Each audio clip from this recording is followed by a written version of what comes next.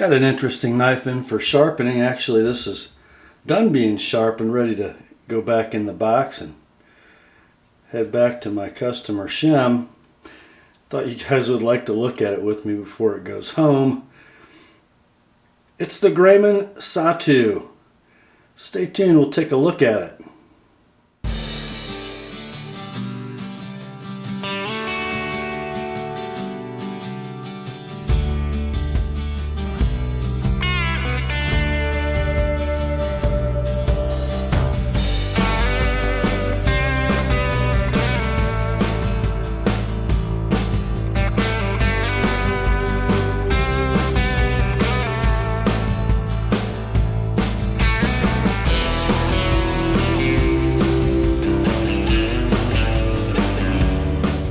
Hi gang, Rob here. It is the morning of 7 October 2014, and boy, here's a knife that we'd probably never get to see on the TheApostleP channel were it not for a little sharpening business. It is the Grayman Satu. Pretty interesting knife, and why would we never get to see it? Because, well, it's not a knife that I've ever been able to look at and have it make sense to my eye. It's got some aesthetic and proportion issues that frankly have never appealed to me, to be enough to become an owner, but in a lot of areas I have to give this knife some props and a lot of respect to its maker because it's got some things going for it. Let's kind of talk about first impressions of the Grayman Satu. Well, I'm just going to set the knife down and read you guys the specifications real quick. And you're not going to be able to put them in perspective in your mind, so I'm going to show you some knives we're familiar with next to it after I give you the specs to make it make sense. So here's what we got.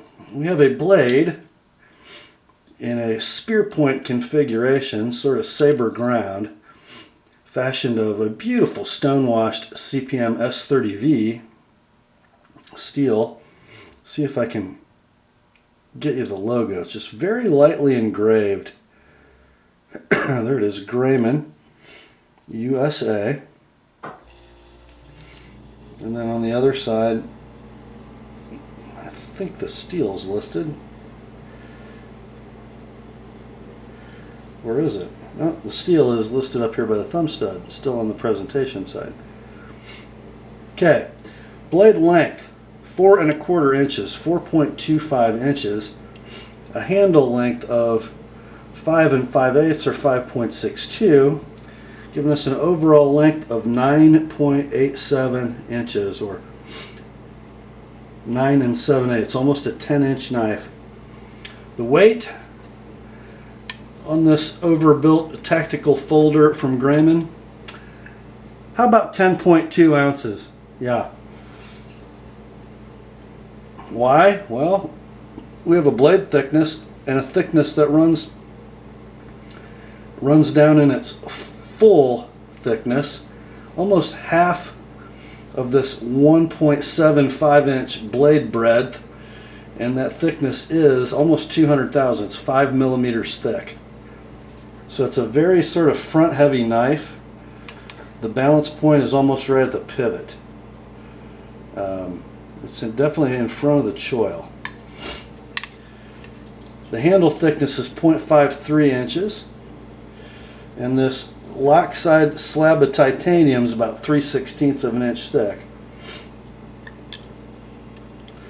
Construction is, of course, 6AL4V titanium frame lock side, and then G10 on the show side with a, I believe, titanium liner. I did not check it with a magnet. Okay, so it's a large tactical knife, right? Before I get into impressions of the knife, let's just see how that looks. Okay, here's the Grayman Satu next to a Sabenza, a large Sabenza. And I think you can see the Grayman veritably dwarfs it.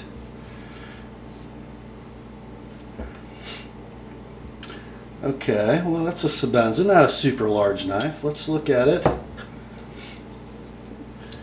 next to a Spyderco military. And especially, put them like this just to give us a perspective advantage. Look at the difference in the blades. Now these knives are almost the same length.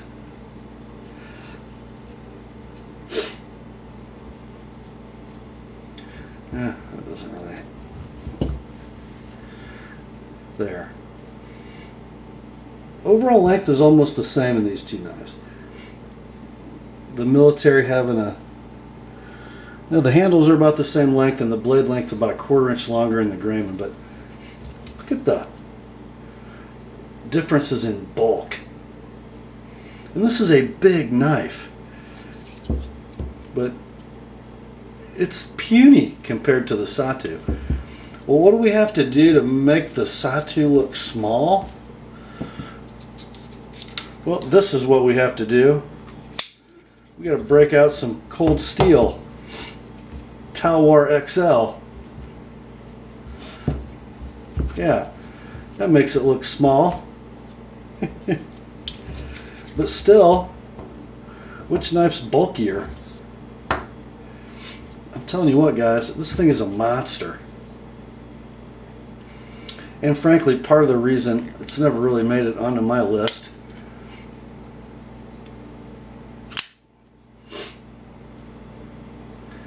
the handle's really large. The blade, and you know, this is just me. I'm not a big overbuilt tactical guy. I'm a cutter guy.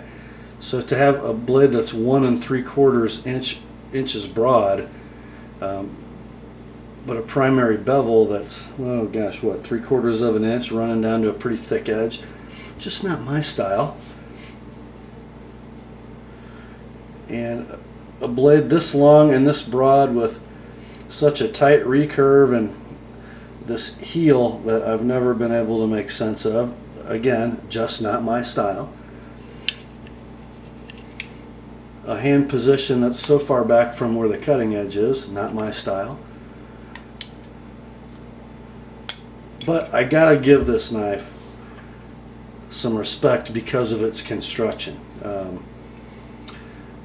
Pivot is designed very much like the pivot on a Sabenza, with a pivot barrel surrounded by a dimension controlling bushing. So the pivot barrel goes inside the bushing. The bushing is crushed tightly against both handle slabs, and then between those slabs ride the washers and the blade in a controlled dimension, very much like a Sabenza. In fact, almost exactly like a Sabenza, but assembled tightly. Just look at the smoothness and freeness of that blade. And by the way, as smooth and free as it is, zero blade play.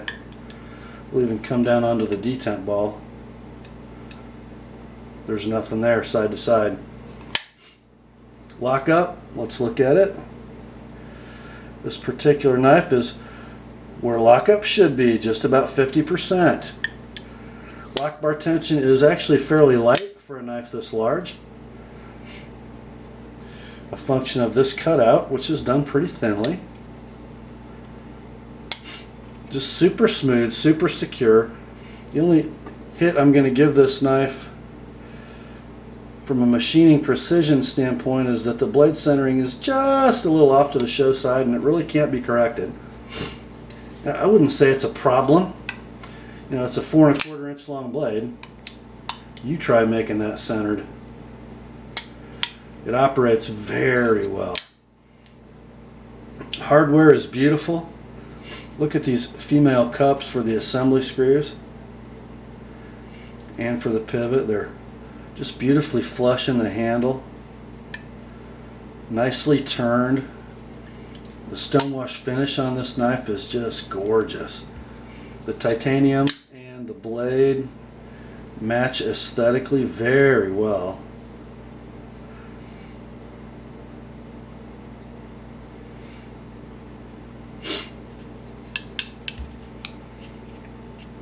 Jimping is pretty darn aggressive. Could be painful under heavy use, but you know, this is probably not a knife you're going to spend hours processing wood with. It certainly is effective. The Sabre grip on this knife actually very comfortable.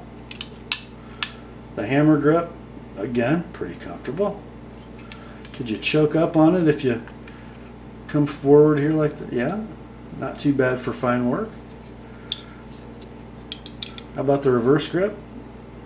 Pretty nice.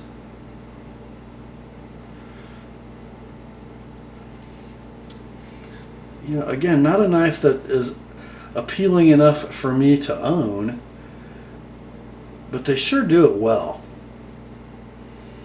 Grinds are beautifully executed. It's not easy to make a spear point with a swedge that runs all the way to the tip and have everything meet as it should. But look at the tip on this knife. Wasn't that great from the factory, but sharpened up, sure is acute, isn't it? Should be a great piercer. Great knife for draw cutting and gathering material for shearing. Kind of an interesting knife to sharpen, as you can well imagine. I just sort of had to ride this big old heel into this tricky recurve and let the chips fall where they may. As I said, pretty thick behind the edge. This bevel is done at 18 degrees per side, secondary bevel with about a 22 degree micro, and you know, about what I sharpen an Adamas at. And let's see if we get the same result. Yeah. Not a bad little slicer for the blade with the geometry of an axe. Pretty good, huh? Ah, gotta love S30V. Remember when S30V was an exotic super steel? You know, now it's this run-of-the-mill stuff. Don't forget how good it is, guys. It's very good.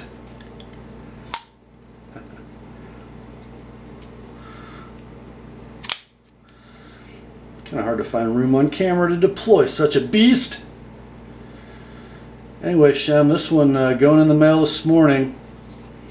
Should be home to Papa by the end of the week.